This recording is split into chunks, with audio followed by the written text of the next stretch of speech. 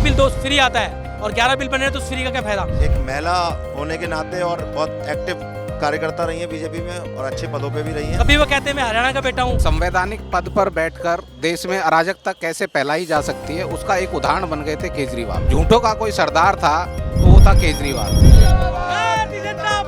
इतना खुश हैं सर, क्या कहेंगे? भैया कहने के लिए लफ्ज ही नहीं है। जो हम चाहते, दिल्ली की जनता जो चाहती थी वो उनको मिल चुका है। दिल्ली का सीएम का चेहरा हमें मिल चुका है और हमें पता था कि दिल्ली में बीजेपी सरकार है, क्योंकि हमारे क्षेत्र में जितने भी, जैसे हमारे क्षेत्र में विधायक महेंद्र गोयल जीते, उन्होंने हमारे क्षेत्र में कोई विकास नहीं करवाया। जो भी वोट मिलता है वो विकास पे मिलता है, चाहे मैं बीजेपी हो चाहे कोई भी पार्टी हो। अगर आप क्षेत्र में विकास नहीं करोगे तो उसका कोई जनता आंख से अंधी तो है नहीं कि देख रही है कि काम हो रहा है नहीं हो रहा।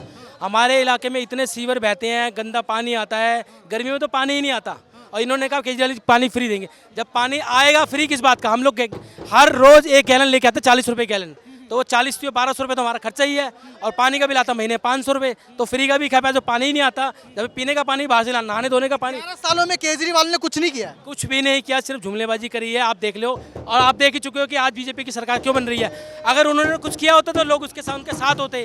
कभी वो कहते हैं मैं हरियाणा का बेटा हूँ, कभी कहते हैं मैं पंजाब का, क्या उत्तरांचल का बेटा, कभी कहते हैं मैं दिल्ली का बेटा हूँ। जहाँ जहाँ उन्होंने काम नहीं किया लोगों ने उनको बाहर कर दिया सीधा। जहाँ काम होगा लोग उनको पूछेंगे, ना काम नहीं कर। केजरीवाल का एक बयान है, वो कह रहे थे कि मैं ग्राउंड पे लोगों से मिलने जा रहा हूँ, तो लोग कह रहे हैं वोट तो मैंने आम आदमी पार्टी को दिया है, लेकिन वो बीजेपी में कैसे चला गया?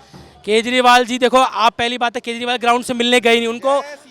उनको इतना डर था। हमारे यहाँ भी जब रैली हुई इतनी पब्लिक, इतना अपना सिक्योरिटी वाले लेके आए, हमारे यहाँ के विधायक को लोगों ने हाथ उठा दिया केजरीवाल के, क्योंकि उसने काम नहीं किया। वो जनता में एक बार वोट मांगने नहीं किया, उसने अपने कार्यकर्ता भेजे, सिर्फ कार्यकर्ता भेजे, खुद बहुत ही कम आया। क्यों? क्योंकि उसने काम नहीं किया। लोगों को गुस्सा था कि ये आएगा तो हम कुछ ना कुछ करेंगे, और उसके बाद हुआ भी ऐसा। अच्छा, वो दिल्ली में शिक्षा, स्वास्थ्य, पानी, बिजली इतना बेहतर किए, फिर भी जनता ने उन्हें नकारा क्यों?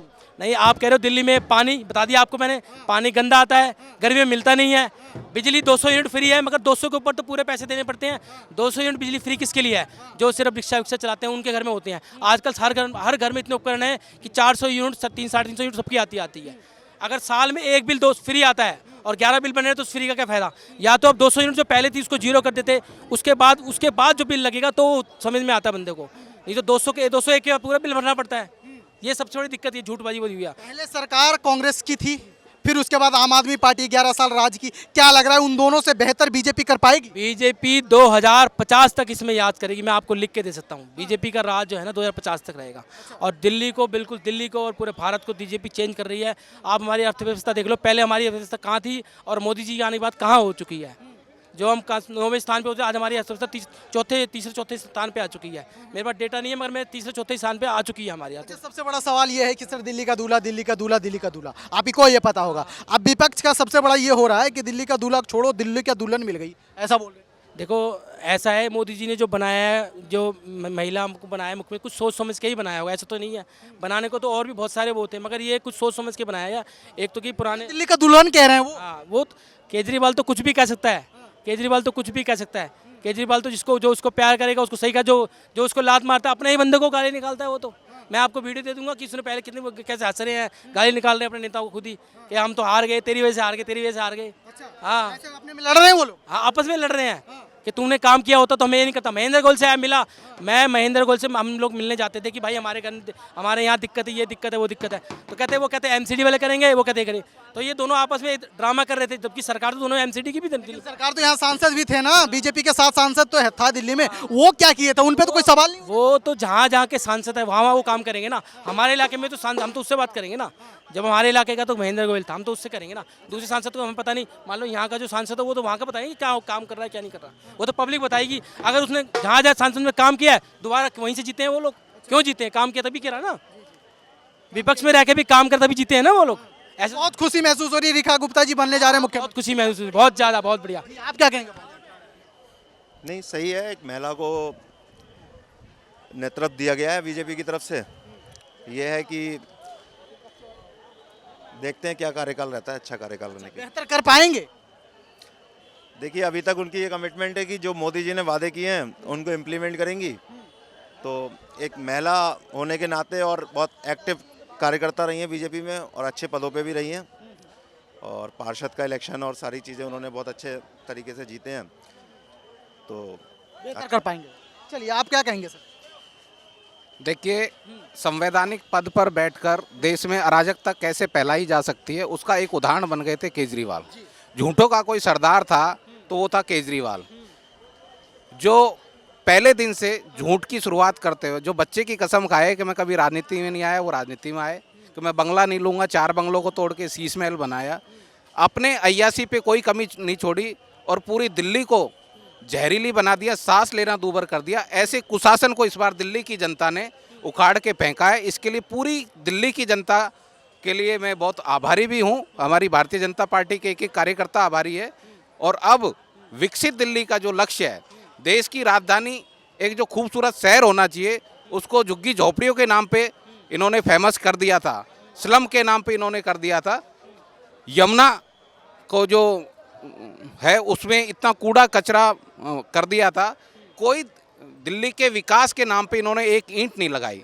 मोदी जी आ गए हैं, बीजेपी यानी कि दिल्ली में आ गया। क्या लग रहा है जो कांग्रेस ने नहीं किया है, जो आम आदमी पार्टी ने नहीं किया है, उससे बेहतर बीजेपी कर पाएगी दिल्ली में?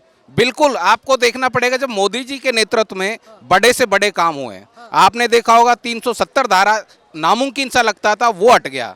आपको राम मंदिर का मसला था, नामुमकिन सा लगता था, वो हट गया। 3 तलाक वाले कानून नामुमकिन लगते थे, वो इम्प्लीमेंट हो गए। सीए का कानून आ गया। आपने देखा होगा इंफ्रास्ट्रक्चर के दिल्ली से लेके मुंबई तक एक्सप्रेसवे बन गए। एक से एक एक्सप्रेसवे तय समय में बन रहे हैं। जब इतने बड़े प्रोजेक्ट तय समय में हो सकते हैं, बन सकते हैं, सरदार पटेल की विश्व की सबसे बड़ी मूर्ति लग सकती है, विश्व का सबसे बड़ा स्टेडियम अहमदाबाद में बन सकता है, तो विश्व के सबसे अव्वल दर्जे का काम जब मोदी जी कर रहे हैं, तो निश्चित रूप से यहाँ पे भी रेखा गुप्ता जी के नेतृत्व में कंधे से कंधा मिला के हिंदुस्तान की राजधानी जिस पे दुनिया गर्व करे, इस तरीके के यहाँ पे विकास के कार्य होंगे। और दिल्ली स्लम के नाम पे नहीं, एक विकसित दिल्ली के नाम पे जानी जाएगी, जहाँ पे हर कोई आके यहाँ बसना चाहेगा और विकास की दृष्टि से यहाँ नए आयाम छुएंगे। मोदी जी ने जो अपने मैनिफेस्टो में वादा किया है, क्या लग रहा है वो पूरा कर पाएंगे? देखिए, मैंने आपको पहले ही बताया, मोदी जी ने जो कहा है वो किया है। जब 370 जैसा वादा मोदी जी पूरा कर सकते हैं, राम मंदिर जैसा मुद्दा कर सकते हैं, तो ये दिल्ली के ये तो छोटे छोटे हैं। मोदी जी ने वही मैनिफेस्टो में वही वादे किए हैं जो। मैडम अम्मा जी क्या कहेंगे, कहाँ आए हैं आप? हम यहाँ रामलीला मैदान में। क्यों आए हैं? मोदी जी के लिए। मोदी जी के लिए आए हैं। रेखा गुप्ता जी मुख्यमंत्री बन रहे, अच्छा लग रहा है? हाँ ठीक है, आशीर्वाद दे रहे हैं। कितना उम्र हो गया आपका? 74 साल की। 74 साल का हो गए हैं और आप आए हैं रेखा गुप्ता जी को आशीर्वाद देने। हाँ, देने के लिए आए। अच्छा, अरविंद केजरीवाल को आप आशीर्वाद नहीं देंगे? सबको दिए, सबको दिए, सबको खा रहे हैं। सबको खा रहे हैं, उनको भी देंगे? सबको दे दिए, तो सबको। फिर उनको हरा क्यों दिया आशीर्वाद? अरे नहीं आ रहा है। खुश हो गए। आप क्या कहेंगे सर? देखो, ऐसा 27 साल बाद जो सरकार बनी है भारतीय जनता पार्टी की, तो कहीं ना कहीं पार्टी को एक तरफा वोट देने का काम किया है जनता ने। जो 11 साल की केजरीवाल की जो राजनीति है उसे समाप्त करने का काम किया है।